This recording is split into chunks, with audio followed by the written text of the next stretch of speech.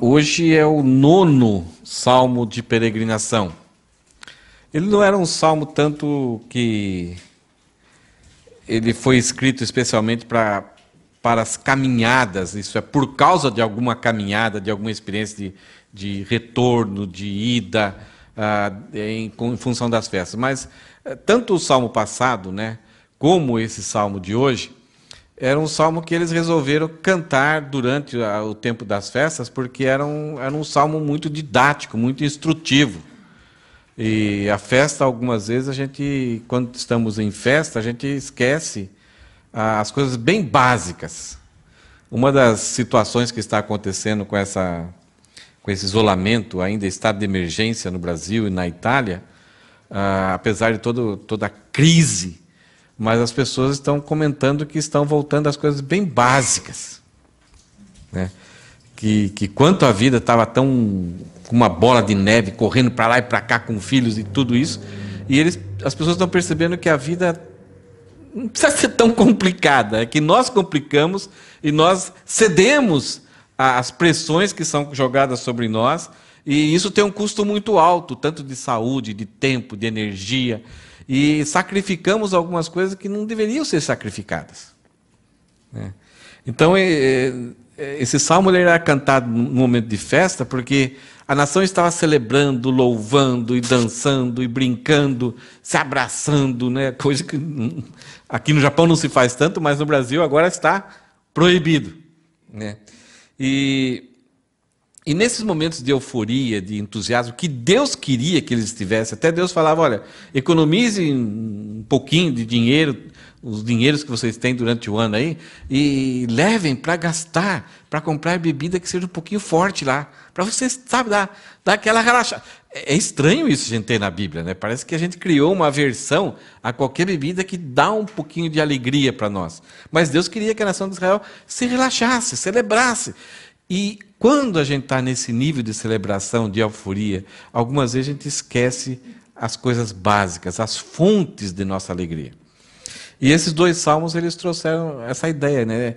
Que não adianta a gente fazer os grandes projetos da nossa vida, construir grandes projetos, ter filhos, se Deus não der a capacidade para a gente desfrutar. Eu quero ter 3, 4 filhos, mas depois de um tempo a pessoa, caramba, por que foi 3, 4 filhos aí? Está reclamando, ela não se alegra, ela não vê, não enxerga. Então, eu queria ter 10 casas aí, eu vou trabalhar. Quando chegar aos 70 anos, agora eu tenho 10 casas. Estou sem saúde agora, não aguento nem sair de casa. Então a pessoa teve uma perspectiva, a cabeça dela não estava focada corretamente, ela perdeu as coisas básicas e principais, se dedicou a tantas coisas e daqui a pouco não tem nem a capacidade de desfrutar. Por quê? A função do desfrute era somente ela. Então no salmo anterior, o salmo 127, a gente viu que desfrutar das coisas, ter prazer nas coisas, é o próprio Deus que faz isso. Deus não está querendo dizer que somente a pessoa que não tem nada é que é feliz, não. Ou somente a pessoa que é rica é que tem feliz, não. Se na proporção que você tem, que você recebe de Deus, se você temer a Deus, Deus dá então a graça de você curtir essas coisas, se alegrar com essas coisas. É por isso que as pessoas estranham muitas vezes pessoas que são crentes em sofrimento, ou perdendo as coisas, ou sofrendo algumas coisas, e ainda mantém a alegria. E pessoas que você até tem uma certa inveja. Caramba, eu queria ter tanto, assim minha vida seria tão mais fácil. E a pessoa desesperada, angustiada, querendo jogar a vida fora, desprezando a própria vida que tem, porque não encontra essa graça de ter o poder em si de curtir e se alegrar na vida. O salmo de hoje ele é um pouco ligado. Mas antes eu gostaria de mostrar algumas imagens para vocês, porque eu gosto de ver essas imagens, né? Eu não sei se você vai conseguir fazer a ligação, eu vou tentar fazer a ligação com a mensagem, mas eu gosto de ver essas imagens. Essa imagem é uma mensagem, eu estou trocando imagem por mensagem aqui, mas é uma imagem bem antiga já, quando começou a surgir efeitos de fotografia assim, então você vê que parece uma ponte, coluna, mas quando você vê são barcos, caravelas, né? Então é um efeito de ilusão de ótica. Né? Eu gosto muito de ver isso. Né? Uma outra imagem que a gente tem é essa daqui. Próximo. O gato está subindo ou descendo? Complicado, né? Olha o que a nossa visão faz. Depois, na hora do Coffee Time, eu vou mostrar. Eu mostrei para a Solange na sexta-feira, mas eu vou mostrar para vocês uma coisa que até o nosso cérebro pode. Eu acho que o Marcelo também viu, né? Aquela questão da cor do cinza e o cinza claro lá. Mais uma foto aí. Olha só que assustador. Esse cara fez. Tem vários artistas que fazem isso nas ruas. A que eu mais fiquei assustado, né? E as pessoas tiram foto assim tal. Ele faz isso com giz. Né, e da perspectiva do lugar que você tem, parece que as pessoas estão quase caindo nesse lugar terrível. Mas nada, é o asfalto aí. Ele pintou em cima do asfalto, criou uma ilusão de ótica, uma perspectiva diferente do lugar que você está, então você vai enxergar. E é muito realista, né? Uma coisa assim que parece que é verdadeiro mesmo. Próxima. O que quer dizer isso, então? Diante da vida, nós temos perspectivas. As pessoas elas se inclinam a ter perspectivas. De acordo com um pouco o nosso temperamento, o nosso jeitão de ser, a nossa personalidade, a gente alimenta e vai construindo, e de acordo com muitas vezes a educação que a gente teve com os pais, situações que a gente viveu na vida, então a gente vai construindo perspectivas. Eu gostaria, não sei se o melhor nome seria isso, né? Mas eu gostaria de pensar na perspectiva otimista. É aquela pessoa que tudo é positivo. Tudo vai dar certo, não há mal no mundo, as pessoas são bondosas, tudo vai dar certo, é só pensar positivo. Então, pensa a respeito de si próprio como sendo só coisas boas, tem uma autoconfiança, não vai dar certo, eu vou conseguir, eu consigo, eu posso. Então, é aquela pessoa que é muito gostoso estar com pessoas otimistas. Né? É muito gostoso. Mas muitas vezes é como um foguete, né? com pouco combustível. Liga, aquele barulhão, depois... Pof, pof, pof, pof, pof. Por quê? O otimista, a vida não é assim. Então, por tanta expectativa grande, e isso não acontece, nem ele consegue realmente alimentar isso, vai chegar uma hora que ele vai ter muita frustração, muitas vezes só fica sonhando, mas não coloca a mão em prática. Ele é orgulhoso, muitas vezes, de si próprio, achando que pode melhor que os outros. Não age, muitas vezes só fica ali martelando e não age. Ele não é prudente e, por causa do grande nível de afastamento da realidade, ele muitas vezes entra em depressão. Então, você fica maluco. Nossa, ontem esse cara estava power, agora está com bateria baixa. Por quê? Entra em crise. Esse excesso de otimismo, que as coisas só são boas, de repente bate de frente com alguma situação que ele nunca imaginaria ter, porque o mundo é sempre cor-de-rosa para ele, e daqui a pouco o mundo trouxe a realidade para ele, ele tem uma grande frustração e aí entra em processo de reclusão. Nós temos também o realista. O realista, ele adquire, pensando aqui no realista, não é aquele cara que olha somente a realidade, mas o realista para mim aqui é aquele cara que olha, a perspectiva dele é o mesmo olhar de Deus sobre as coisas. Ele adquire uma sabedoria vinda de Deus por causa do temor que ele tem a Deus. Ele conhece a Deus, ele sabe como as coisas são, por que as coisas estão desse jeito, ele conhece a história e sabe como vai terminar. Para todo tipo de pessoa. O otimista não. Todo mundo, está tudo certo, não tem problema nenhum. O realista não, ele percebe e ele ajusta a sua vida de acordo com a sabedoria, com o temor que ele teve de Deus. Ele tem garantias da fidelidade de Deus na sua palavra. Ele não confia em si próprio, mas ele deposita a sua confiança na palavra de Deus, na pessoa de Deus, naquilo que ele conhecer de Deus. Ele tem uma visão escatológica, coisa muito difícil para o adolescente. O que é ter uma visão escatológica? Isto é, o que eu planto aqui, eu colho lá. Então eu não vou plantar aqui de um jeito e daí eu dou um jeitinho lá na frente. Eu jogo por debaixo do tapete. O realista, ele sabe. Né? Aquele ditado dos mineiros, né, Eduardo? Quem planta, colhe. Né? Não tem jeito. E se algumas vezes você plantou errado durante um certo tempo, e aí conhece a Deus, pela graça e misericórdia de Deus, Deus endireita as nossas veredas. É isso que aconteceu com todos nós. Nós estávamos plantando algo que era contra Deus, e ao encontrar-se com Deus, Deus endireitou as nossas veredas. Então a graça de Deus ainda opera. Se Ele nos tratasse de acordo com o nosso comportamento, nós estaríamos torradinhos, fritinhos da Silva. O realista, ele sofre. Mas ele suporta, ele é perseverante, porque a visão dele é escatológica. Ele sabe como será o futuro dele. Ele sabe, ele tem um entendimento correto sobre as dificuldades e tem um entendimento correto sobre a fartura.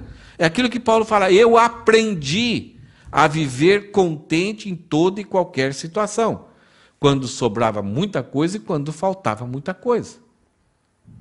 Porque a perspectiva dele não era um momento, ele não está focado naquele estágio, naquela vida dele ali, e tem que se agarrar as coisas para não perder. Não, ele estava focado lá. Então, se está sobrando, legal, vou aproveitar. Se não está, tudo bem, daqui a pouco, o objetivo é lá, eu não vou mudar a minha consciência futura. Isso que o adolescente ele tem dificuldade, ele não tem essa noção.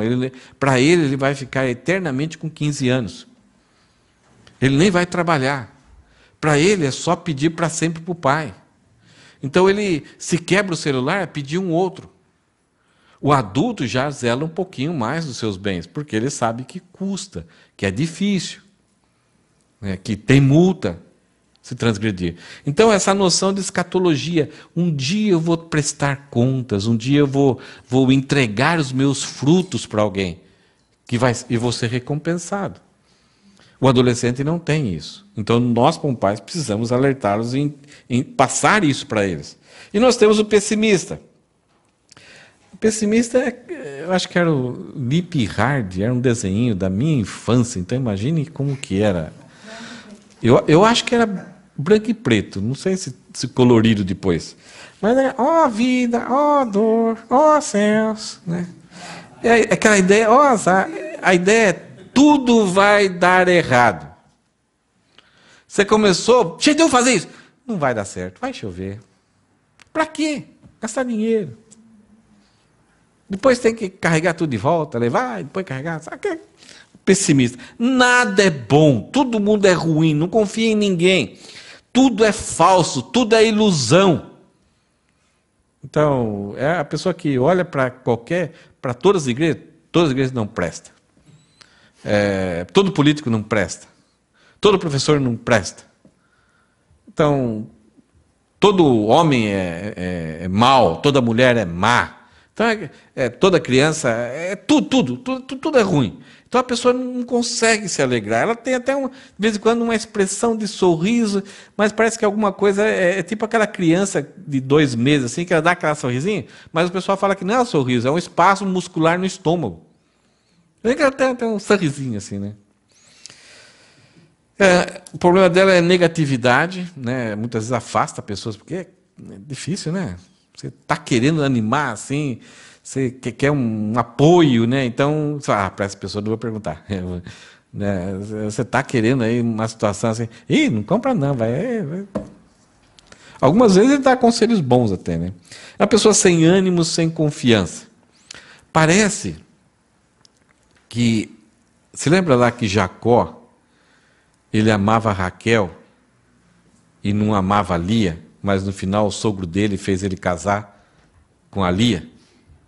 E o texto bíblico fala que Lia os olhos dela eram baços, em algumas traduções. Aí você fala, por que isso? Eu não sei se tem a ver com isso, mas parece aquela pessoa de farol baixo. Não tem vida, não tem alegria. Tudo era ruim. Então imagine o cara, né, ter a lua de mel, no outro dia acordar e encontra a Lia do seu lado. E aí vai tentar negociar com o seu sogro e ele fala, azar seu, 7 anos você tem que trabalhar mais para conseguir ainda a Raquel. E ele né? O negócio era grave que ele foi lá e trabalhou mais 7 anos para conseguir a Raquel que ele queria. Então a perspectiva de vida ela pode ser desse jeito. Nós temos proporcionalmente em determinadas áreas, né, mais otimismo, mais pessimismo, mas o desafio bíblico para nós é que a gente vive essa realidade, vivamos esse modo realista. Algumas vezes, em algumas igrejas, alguns pastores, eles desenvolvem muito essa ideia otimista. Então, você chega na igreja, parece que você é ligado numa tomada para sair de lá, power, cheio de alegria, de entusiasmo, para viver uma semana. Então, você sai do domingo, você carrega a bateria e depois vai gastando, chega no outro domingo, você dá uma carregada de novo. Esse nível de recarga, você sabe, quanto mais uma bateria recarga, a vida dela útil vai diminuindo. Se você pegar o seu iPhone e entra lá no item bateria, você vai ter uma porcentagem lá. Quanto mais vezes você teve recargas, e recargas muitas vezes muito extremas, e vai acontecer um desgaste. E é por isso que nós temos muitas pessoas que não querem nem mais ouvir a respeito do Evangelho, porque entraram numa onda de ilusão, de otimismo, e a realidade veio e aí dançaram. Ainda pessoas tentam manter isso. Não vai dar certo. Em nome de Jesus. Então começa a proferir chavões, como se fosse alguma coisa mística, uma magia, para que as coisas aconteçam. Enquanto isso, ele está entregando fortunas e fortunas. O realista é aquela pessoa que entende, que vai, busca, sabe a realidade de Deus, sabe como Deus pensa, ele tem o temor de Deus, a reverência, ele entende que isso daqui é a melhor coisa para ele direcionar a sua vida, e ele vive a sua vida. Ele se alegra e se entristece. O pessimista ele não vê perspectiva nenhuma. Ele olha a situação da realidade da vida. A vida humana, a história humana, ela é cheia de material para o pessimista alimentar o seu pessimismo. Não há esperança. Humanamente falando, uma pessoa realista e pessimista, que não reconhece Deus, ela não enxerga luz no final do túnel. Não tem. Grandes homens, inteligentes, filósofos, tentaram viver uma vida realista sem Deus. Terminaram os seus últimos dias extremamente pessimistas, com medo da transição da vida para a morte. Por que eu estou falando isso? Porque tanto o salmo anterior, como o salmo agora, o salmo está querendo jogar para nós uma ideia de que nós temos que ter uma perspectiva correta, uma perspectiva realista, bíblica. E quando nós temos isso, nós vamos desfrutar de uma alegria. Aquela alegria que traz satisfação. Então, o temor ao Senhor presenteia o peregrino com uma perspectiva feliz. No momento que Adão e Eva caíram, eles entraram num estado de miséria, e uma das coisas, primeira coisa que emocionalmente eles perderam foi aquela satisfação, aquela alegria, aquela paz, aquela tranquilidade, o prazer de viver, porque eles estavam ligados com Deus. Quando Deus os encontra, Deus vem, não é que Deus não sabia, mas Adão, onde estás? Ele fala, estou aqui. Por que você se escondeu? Qual a resposta de Adão? Me escondi porque estava com medo. Se tem alguma coisa poderosa que pode tragar, mas assim, triturar a alegria, a paz, a tranquilidade de uma pessoa, é o medo. Então o homem desde Adão perdeu isso. E ele está em busca disso. Porque falta. É uma necessidade. Então ele corre atrás de, pode ser através disso, pode ser através disso, pode ser através disso. O desespero de Salomão em fazer tudo aquilo, de tentar experimentar tudo, para descobrir, talvez será isso? Construções, pomares, casamentos, dinheiro. Ele tentou de tudo, ele não poupou nada a respeito dessa tentativa de achar aonde ele poderia, então, encontrar a felicidade. E ele terminou dizendo o quê? A respeito de toda essa busca dele. vai dar debaixo do sol, desconsiderando Deus, tudo aquilo que é bom, é gostoso, é apetitoso, mas debaixo do sol, desconsiderando Deus, tudo é vaidade. E vaidade, tudo é vaidade. Não tem escapatória. Esse é o desespero. O Silvio pregou aqui sobre as crises existenciais. Essa é a grande crise existencial. Não temos como escapar disso. E aqui, no Salmo 128, completando um pouco o Salmo 127, ele vai falar que o temor ao Senhor presenteia de graça, sem precisar pagar. Quanto se gasta a respeito disso? O temor ao Senhor presenteia o peregrino com uma perspectiva feliz. Nós vamos ver o texto, parece que é uma coisa... a ideia de causa e efeito. Você é isso, acontece aquilo. E algumas pessoas usam esse salmo como se fosse assim, olha Deus, eu vou fazer isso, mas depois eu quero a cobrança. Eu vou te cobrar. A ideia do salmo não é isso. Porque nós vamos ver pessoas que viveram aquilo que o salmo está falando e tiveram uma vida até oposta. Dos resultados, das bênçãos que esse salmo parece prometer. Mas o que essas pessoas mantiveram foi a sua alegria, a sua felicidade, o seu prazer, a sua confiança, aumentar a sua fé em Deus. Por quê? Porque eles tinham a perspectiva correta. Então o Salmo, aparentemente, na superfície, parece que ele está prometendo algo que é certo, não tem como mudar. Então é muito perigoso. E ao mesmo tempo a gente vai ver pessoas que tiveram esse tipo de resultado, mas não temiam a Deus. E você vai ver pessoas que temiam a Deus e tiveram resultados diferentes, mas tinham um prazer e uma alegria de enxergar a vida. Por quê? Eles tinham a perspectiva correta. Vamos lá para o Salmo. Versículo 1.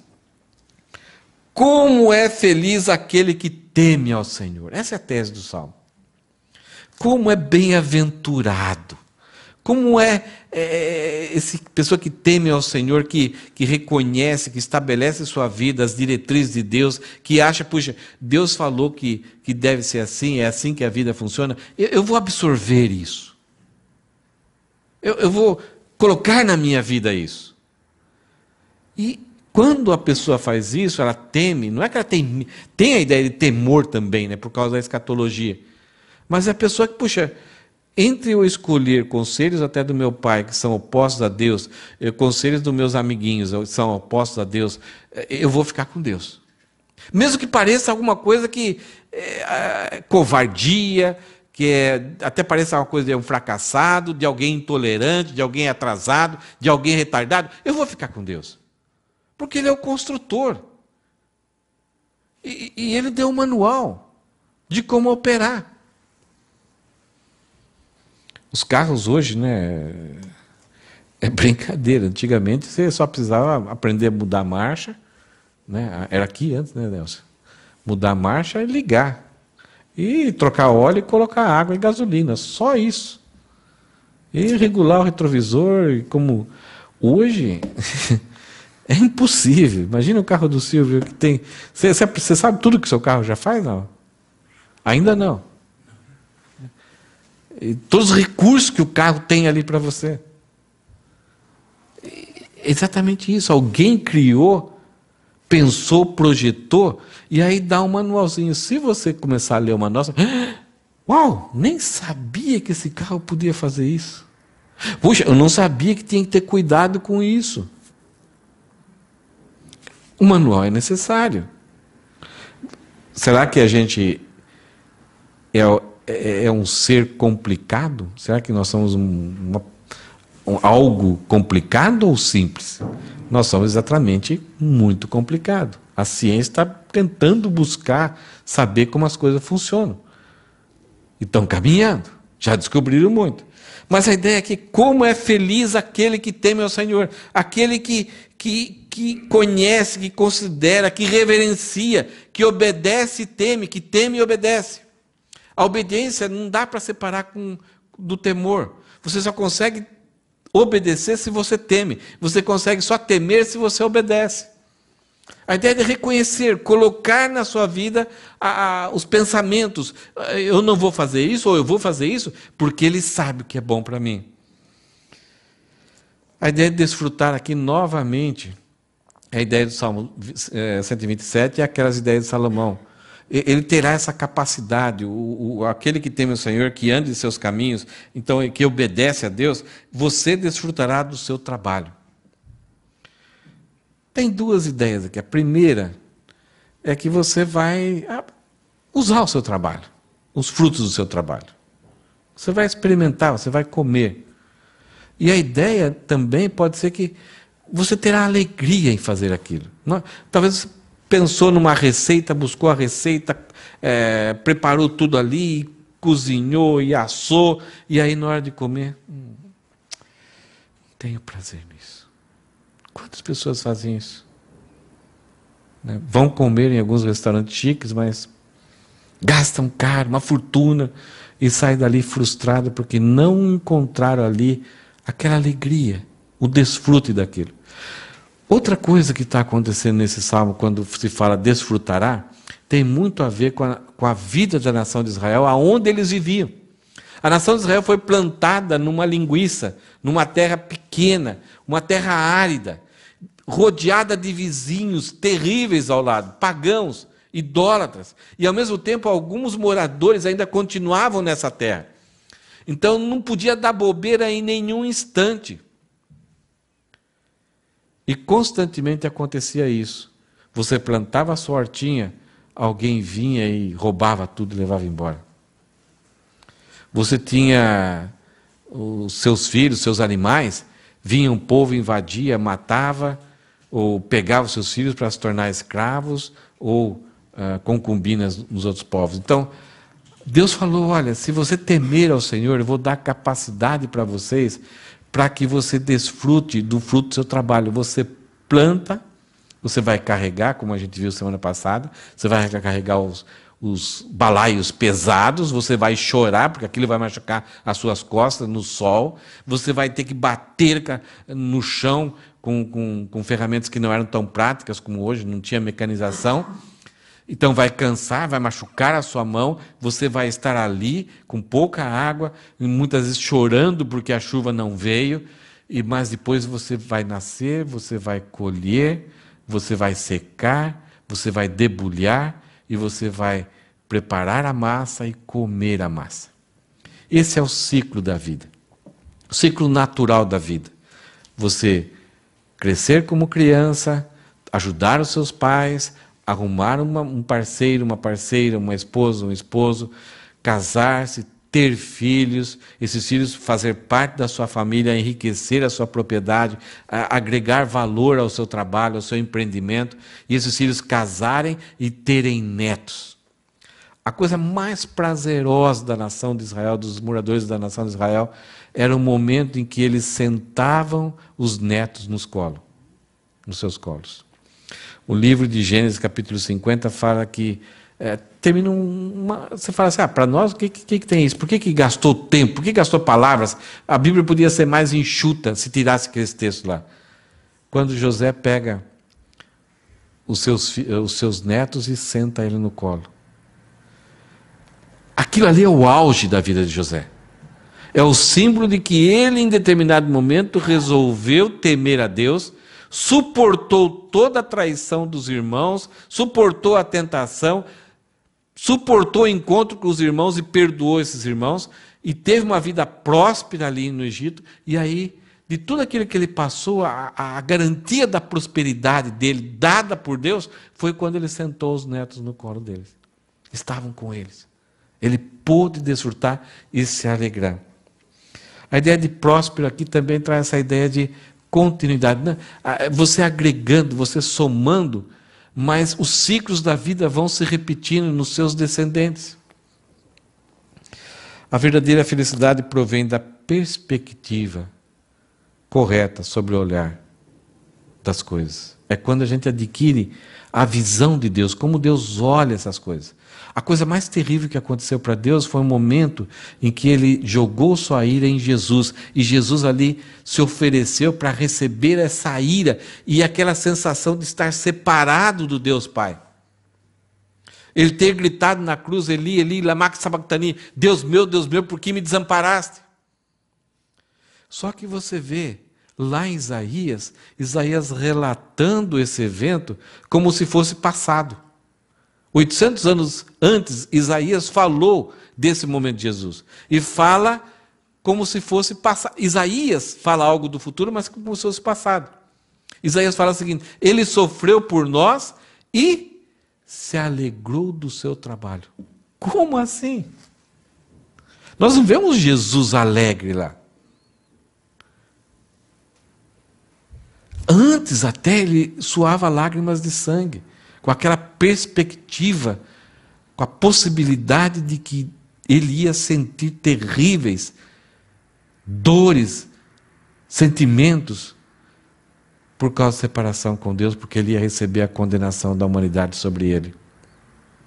Mas ele tinha uma visão correta e falava: Pai, se for possível, passe de mim esse cálice. É terrível passar por isso, mas seja feita a tua vontade. E fazendo isso, Isaías fala, ele se alegrou com o fruto do seu trabalho, porque ele tinha essa visão que isso ia redundar em fruto. Então, o Salmo, versículo 1 e 2, fala, como é feliz aquele que teme ao Senhor. Jesus é o maior exemplo de alguém aqui nesse Salmo, que anda em seus caminhos, você desfrutará o fruto do seu trabalho, não dependerá de outro. Aquilo que você planta hoje, lá na frente você colhe, Deus vai garantir isso, será feliz e próspero. Agora, nós temos trabalhos, porque estamos no meio, nós vivemos como se fôssemos dentro de uma loja cheia de cristais. Tem uma lojinha, eu sou muito desastrado, mas tem uma lojinha em Namba ali, naquele Shotengai de Namba, e as coisas ficam, peças de louça, fica tudo meio no chão assim, e o corredor é desse tamanho, você anda meio assim, eu nem entro, porque eu vou derrubar. Eu sou muito desastrado, minha mão, na hora de virar, eu bato alguma coisa. Eu fico, quando eu tenho que levar alguém para conhecer aquela região, entra lá, vai lá. Melhor, eu não quero pagar um prejuízo aqui. A nossa vida é como uma loja de cristais, uma loja assim de louças caras, finíssimas. Está tudo em ordem, tudo colocado. Está tudo certo, tudo correto, para nós vivermos e termos sucesso e desfrutarmos. Mas alguém trancou essa loja e colocou alguns macaquinhos lá que passaram a noite lá. Então existem essas promessas aqui. Mas a vida, ela é contra a ordem estabelecida por Deus. Então eu não posso me apropriar disso e falar, Deus, olha, eu estou temendo o Senhor e as coisas não estão acontecendo como eu quero. Então, nessa vida, essas promessas podem não acontecer. Isso pode ser uma realidade da nossa vida. Nós podemos nos satisfazer com isso, mas a perspectiva aqui é uma perspectiva eterna. Se eu temer a Deus hoje, estabelecer Deus nos meus caminhos, a palavra de Deus garante, os frutos serão na eternidade e você vai poder colher. Lá é garantido. Agora aqui pode ser que a coisa não seja tão bem. Versículo 3 e 4. Primeiro é a perspectiva pessoal. O desafio do Salmo é, eu tenho que valorizar as pequenas coisas, temer a Deus comigo. Eu não tenho que me estar preocupado com os outros, se os outros temem a Deus ou não. Muitas vezes a gente é mais vigia do que como são as pessoas. Mas eu tenho que vigiar a mim mesmo. Eu temo a Deus. Eu estabeleço Deus nas pequenas coisas da minha vida. Se eu estabeleço, eu vou desfrutar do meu trabalho. Aí dentro da perspectiva familiar. Olha só. A esposa desse camarada que teme a Deus será como a videira frutífera que floresce em seu lar. Coisas básicas do ser humano. E já esquece projetos. A primeira coisa que Adão recebeu de Deus foi uma esposa. E quando ele viu a esposa, ele usa uma palavra ali que é traduzida muitas vezes por afinal, mas hoje tem uma palavra na comunicação dos mestres, é uau! A esposa será como videira frutífera que floresce em seu lar. Essa é uma promessa que Deus dá para essa pessoa. Ele terá a capacidade de enxergar com bons olhos a esposa. Muitas vezes a esposa, e eu sou uma dessas pessoas, não a esposa, claro, mas eu sou uma dessas pessoas que não tem essa visão. De repente a esposa faz tudo que há de bom, tem um comportamento, faz tudo que é certo, e você vai enxergar só aquilo que está errado. Você não tem essa capacidade de enxergar como é bonita, como é alguém dada por Deus, como é maravilhosa, como é bela, que florescente, né? Que você vê a videira quando floresce, as flores da videira, é algo assim muito bonito. E como é frutífera, quantas coisas boas ela produz para você. Então, muitas vezes, a pessoa que não teme ao Senhor, ela pode ter a melhor coisa ali do lado dela, mas ela chega já pronta, já chutando balde, já reclamando. Eu já fiz muito disso. Eu fiz mais isso do que alguma coisa do lado bom. Por quê? A gente perde a perspectiva de que Deus está dando isso para a gente. E para mim valorizar e enxergar isso, eu preciso da ótica de Deus. Seus filhos serão como brotos de oliveira ao redor da sua mesa. O homem que teme ao Senhor, ele tem capacidade de enxergar os filhos com a perspectiva de Deus. São pessoas, são flechas que estão sendo atiradas que vão alcançar muitos lugares. E ele reconhece a Deus e prepara os seus filhos para agir segundo os planos de Deus, alcançar os propósitos de Deus. E o texto aqui fala que são brotos, né? A ideia do renovo. A vida, quando você vai tendo filhos, os filhos vão crescendo. Enquanto você não tem filhos, parece que você não vê a vida passar. Parece que você continua com a mesma idade, 25, 27 anos, vai indo. Teve filhos, eles começam a crescer, e você fala, nossa, estou ficando velho. Daqui a pouco você passa por uma formatura, daqui a pouco passa outra formatura, daqui a pouco outra formatura. Mãe, estou namorando. Peraí, como? Quantos anos você tem? Estou com 20. Como assim? Para de mentir, moleque. Tá? Então são brotos que estão brotando e com próprias vidas, e vão acrescentando isso para a sua vida. E vão frutificar. O texto fala que são brotos de oliveira ao redor de sua mesa. Aquele que teme ao Senhor consegue fazer com que a família desfrute de uma certa unidade, de uma certa comunhão. O livro de Jó, ele era famoso por ter o temor do Senhor. E os filhos dele, todo final de semana, se reuniam com as noras e cunhadas para celebrarem, para fazer uma festa. É muito triste pessoas que abandonam a Deus, não reconhecem a Deus. E hoje, muitas vezes, você tem irmãos que já não se falam com o irmão há 20, 30 anos. E que se o pai falecer, vão brigar no funeral. E vão brigar por causa da herança.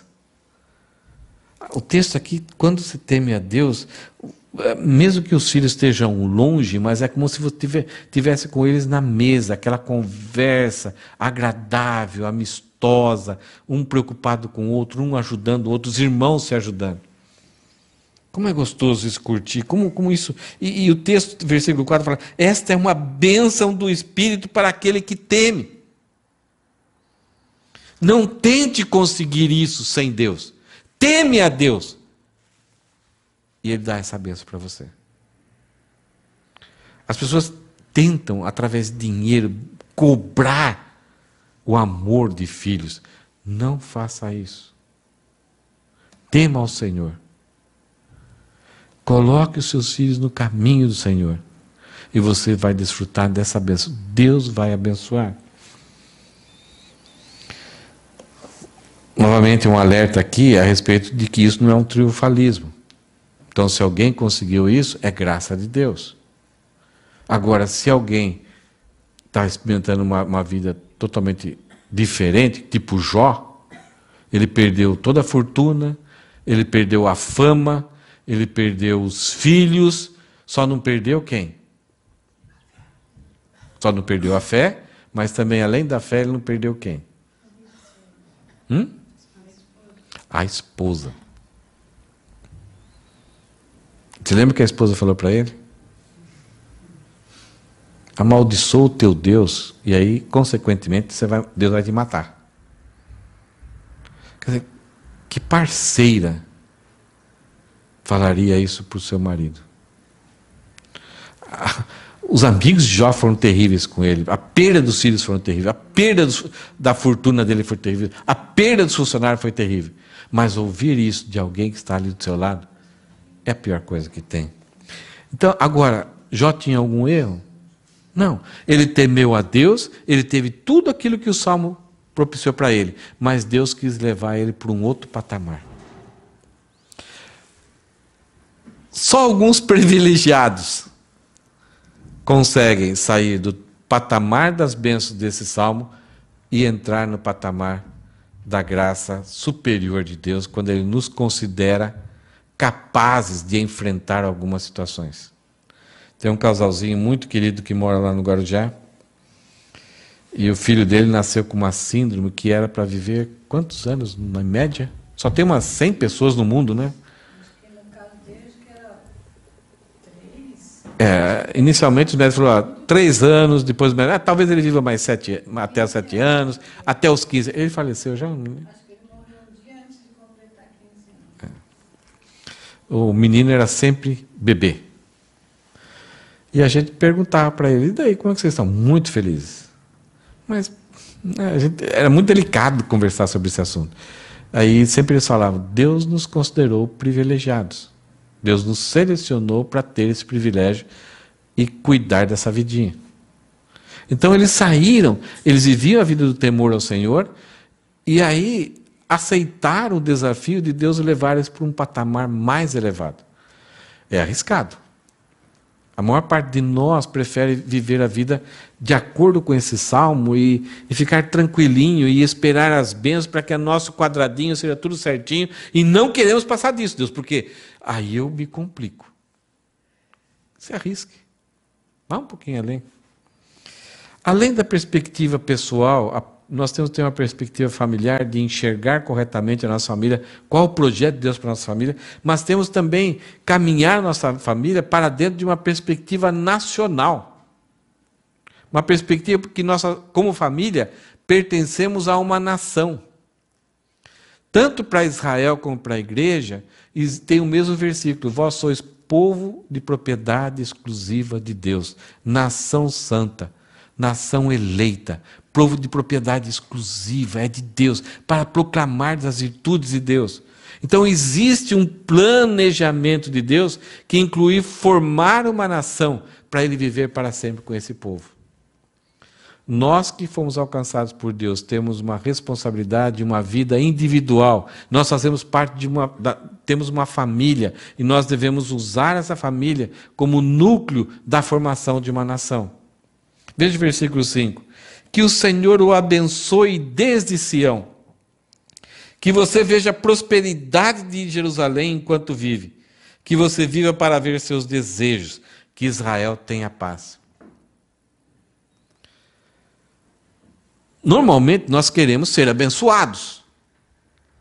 Queremos ser felizes. Queremos ter de volta aquilo que Adão perdeu e trouxe essa tragédia para nós.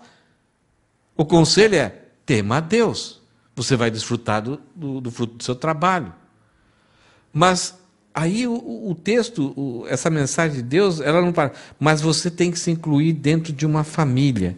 Então busque uma família onde você pode trazer um legado, onde você vai curtir os prazeres da vida, vai se alegrar e tem a perspectiva correta do que funciona essa família. Dentro da Bíblia, também no Novo Testamento, nós não temos essa obrigatoriedade de você casar e ter filhos. Mas você pode casar, isso é ter um parceiro muito forte ministerialmente, e produzir filhos espirituais. Ter a sua família, o seu núcleo, e fazer esse legado, transferir a sua vida. Você, de repente, está já não tendo energia para executar aquele ministério, você vai transferindo, vai colocando outras pessoas, e aí eles vão se reproduzindo e vão sendo lançados. Como é gostoso ver essa molecadinha aí na frente. Nós, muitas vezes, não tivemos o treinamento que eles estão tendo. Como é bom ver o Léo aqui. E daqui a pouco tem o Rodrigo, o Ren já está fazendo coisas aqui. Está servindo ao Senhor. Então nós estamos esticando eles no arco de flecha e o Léo já foi disparado, está indo. O Shiba, o Arthur. É isso que o texto fala. Agora, na perspectiva nacional, que o Senhor o abençoe desde Sião. O que quer dizer isso? A Bíblia fala que o Salvador vem de Sião. Sião é a cidade santa. O texto aqui está falando, nenhuma bênção de Deus vem se não for de Sião. A ideia aqui é que Deus só abençoa no lugar certo. Aí você fala, dentro da igreja, lá em Jerusalém, Israel, então eu vou lá eu terei a bênção. Não. Só existe um lugar certo para a gente ser abençoado por Deus. Efésios fala 11 vezes no primeiro capítulo a respeito disso. Em Cristo. Deus verdadeiro, Deus Jeová, o Pai do Senhor Jesus Cristo, só abençoa aquele que teme a Deus se essa pessoa estiver em Cristo. Existem bênçãos através da graça comum. O sol, a chuva, o alimento, Deus nos preservando a humanidade de avançar na sua pecadaria e ser destruída. Deus está preservando. Existe uma graça comum, mas essa graça que vai ser alcançada e vai ser desfrutada na eternidade, só recebe quem estiver em Cristo. Quem estiver em Sião, lá aonde está a salvação prometida por Deus. Não existe salvação, não existe nenhuma bênção que vai ser desfrutada na eternidade, que vai alcançar a eternidade, que não seja na pessoa e através da pessoa de Jesus Cristo. Quem está fora de Jesus Cristo está desfrutando da ira de Deus, apesar de Deus estar sendo bondoso com a humanidade ainda. Nós podemos orar pelos incrédulos, para aquela pessoa que despreza a Deus? Sim. Para que Deus cure de uma enfermidade? Sim. Mas aquele estado para a pessoa entrar na eternidade, ter todos os seus problemas resolvidos e viver uma vida plena, satisfatória e desfrutando de tudo que Deus proferiu, somente em Cristo existe a bênção. Olha, que o Senhor o abençoe desde Sião. Esse é o foco principal. Que você veja a prosperidade de Jerusalém, isto é, que os seus olhos vejam que Jerusalém está crescendo, cada dia mais ficando mais forte, mais brilhante, mais santa, mais... A ideia aqui é do povo de Deus. Que eu tenha a perspectiva de enxergar corretamente quem é o povo de Deus, quem pertence ao povo de Deus, e que esse povo está ficando cada vez mais à imagem de Jesus Cristo. Portanto, eu tenho que tomar muito cuidado se eu não estou fazendo o papel contrário. Se eu não estou tentando destruir ou impedir que a prosperidade, o crescimento, a fortaleza de Jerusalém aconteça. E o meu pecado quer isso. Meu pecado não quer o bem de Israel. Meu pecado não quer o bem da família de Deus. O meu pecado não quer o bem da igreja. Que você veja a prosperidade de Israel enquanto vive. Que bom, né? Que você viva para ver seus desejos. Assim, se eu isolar esse versículo aqui, tem um problema sério. Que os meus desejos são complicados. Que negócio é esse que você vive para ver seus desejos? Ver seus desejos se cumpram. Tem um provérbio que fala assim, agrada do Senhor e Ele satisfará os desejos do teu coração. Como assim? Juntando esses dois versículos, o segredo do versículo de Provérbios é: agrada do Senhor. O que vai acontecer com isso? Os desejos que você vai ter no seu coração serão os mesmos que Deus tem. Então o texto aqui está dizendo, lá desde o primeiro versículo, eu tenho que começar a ter, através do temor de Deus, eu começo a enxergar a minha vida pessoal, a vida da minha família e a vida da nação de Israel, segundo a ótica de Deus. E aí muda tudo. Tudo é diferente. Os meus desejos se tornam diferentes. Os meus anseios, como o Silvio falou da corça, que é aquele desespero dela, porque os animais estão correndo, ela está ansiosa, querendo achar uma aguinha para ela tomar aquele banho, e aí ela pode se esconder e cadê a corça que estava aqui? E se tem uma coisa que a corça ela é muito atraente, muito fofinha. Salomão usou no livro de Provérbios, ele compara a corça à esposa, né? Como se fosse uma coisa mais fofinha de acariciar. Mas nessa situação ele está falando o quanto ela corre perigo. Que você viva para ver os seus desejos. Se eu temo ao Senhor, a perspectiva sobre a minha vida, sobre a vida de quem está envolvido comigo, família, ou irmãos, ou parceiros, ou filhos espirituais, ou filhos naturais, e a perspectiva que eu tenho do que é o povo de Deus. O povo de Deus não é de pastores. O povo de Deus não é daquela pessoa que dá mais dízimo na igreja. Então, se eu tenho a perspectiva correta, eu vou zelar para que o povo de Deus seja próspero, seja forte, tenha unidade, tenha comunhão.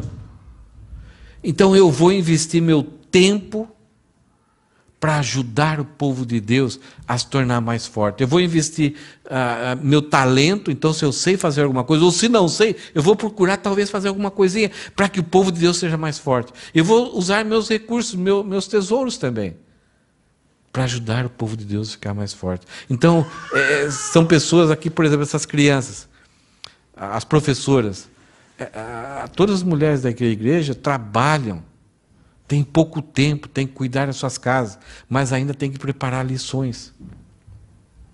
E algumas vezes aguentar a bagunça das crianças, ter paciência com isso. Algumas vezes eu vejo assim, quem deu aula no domingo, sentada lá na mesa, assim, comendo, parece que, se é um jantar, parece que a colher está pesando uns 5 quilos, assim, porque não tem mais força. Mas qual o propósito aí?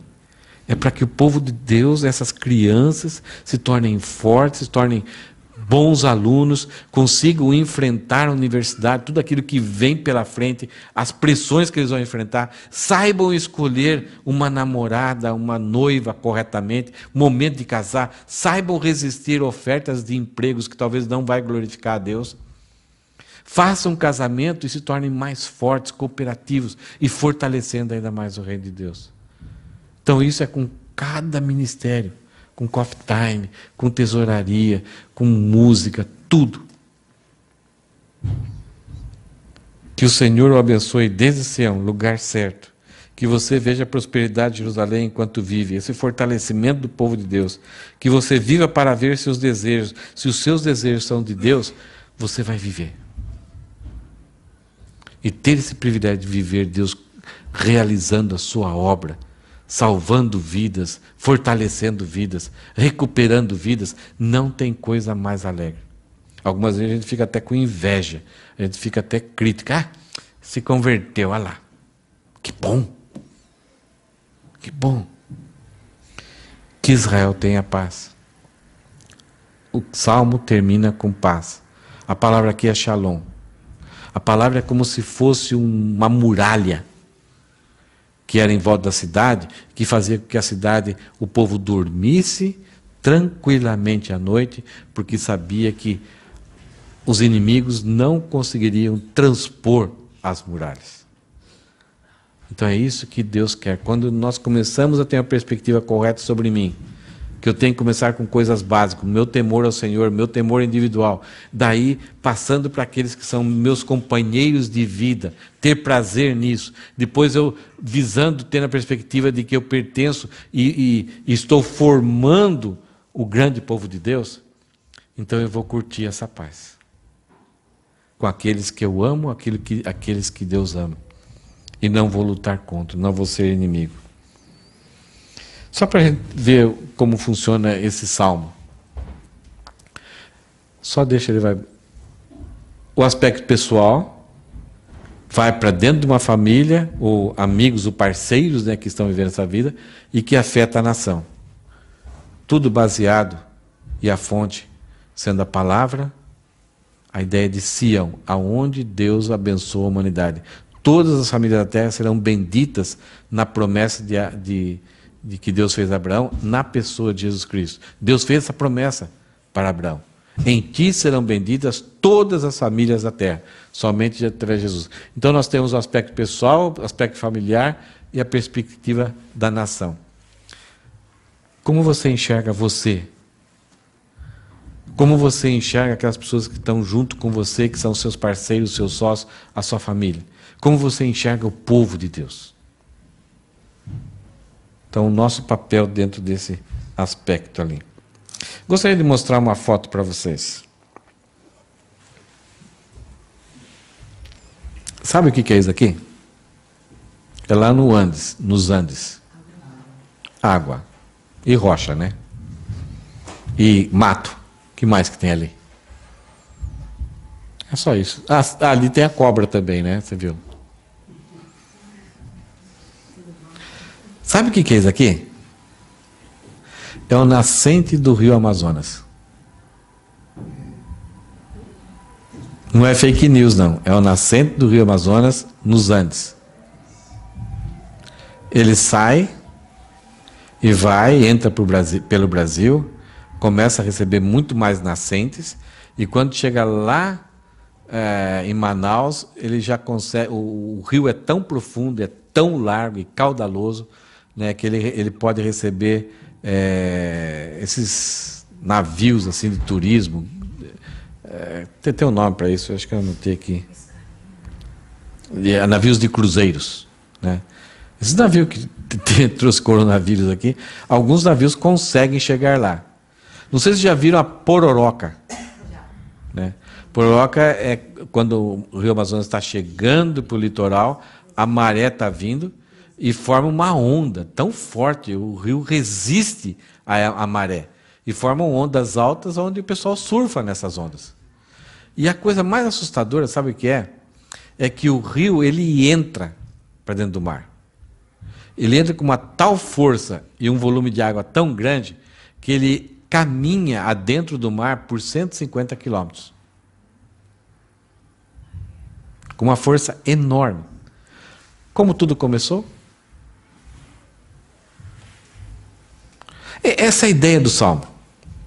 Se como indivíduo eu temo a Deus e estabeleço as coisas bem básicas, que é tempo com a palavra de Deus, tempo com a leitura bíblica, tempo de devocional, tempo de oração, coisas básicas, gratuitas, tempo de conversar com o filho, conversar com o marido, sabe, orar na hora da refeição, coisas básicas que não custa nada, tempo de ouvir uma boa música, ler um bom livro, sem gastar dinheiro, coisas básicas, o alicerce.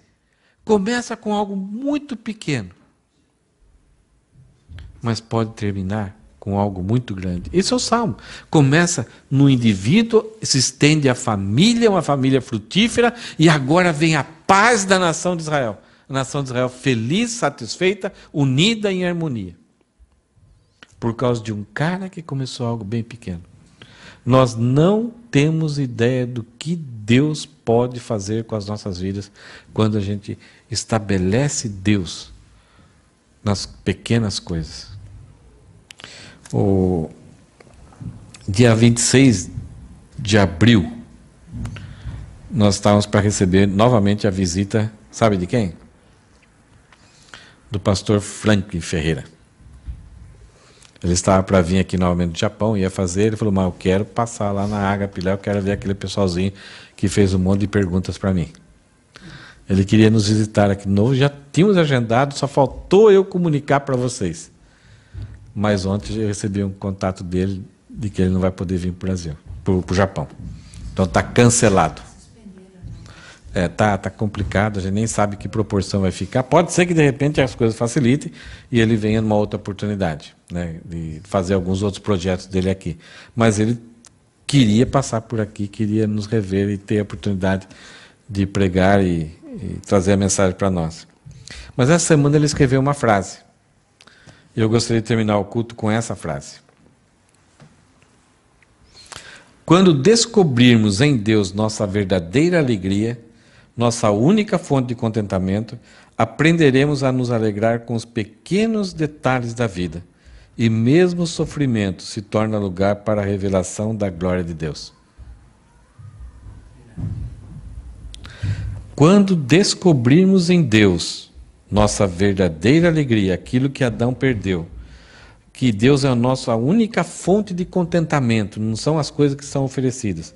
Nós aprenderemos a nos alegrar com os pequenos detalhes da vida. Ninguém faz algo... Deixa eu mudar aqui. Se você vai ler a Bíblia, eu tenho que ler a Bíblia, difícil e tal, é uma coisa pequena. Mas quando eu descubro que Deus é o meu contentamento, ir para a Bíblia e ler não será mais um peso. E vocês percebem que a gente tem facilidade para tudo quanto é coisa, mas o pecado que existe em nós, ele considera que isso é um peso, isso é uma perda de tempo, é difícil. A Bíblia está do seu lado, lá está no celular, alguma coisa, aí você até... o negócio parece que não vai. Agora, quando nós vamos, se Deus é o nosso contentamento, então essas coisas não serão pesadas. Aprenderemos a nos alegrar com os pequenos detalhes da vida, aquelas coisas que são simples. E mesmo o sofrimento, quando passarmos dificuldade, se tornará um lugar para a revelação da glória de Deus. Então é gostoso ver pessoas que já, na nossa igreja, que já experimentaram sofrimentos, situações difíceis, mas por causa do temor a Deus, aquela situação se tornou uma oportunidade, se tornou uma situação que a glória de Deus foi proclamada, pessoas foram edificadas, pessoas foram fortalecidas. Uma delas é a Érica agora. Ela já passou por isso e agora está passando de novo. Como ela está nos fortalecendo? Pequenas coisas? Não, coisas grandes. Mas ela cada dia está reforçando a sua fé no temor que ela tem do Senhor.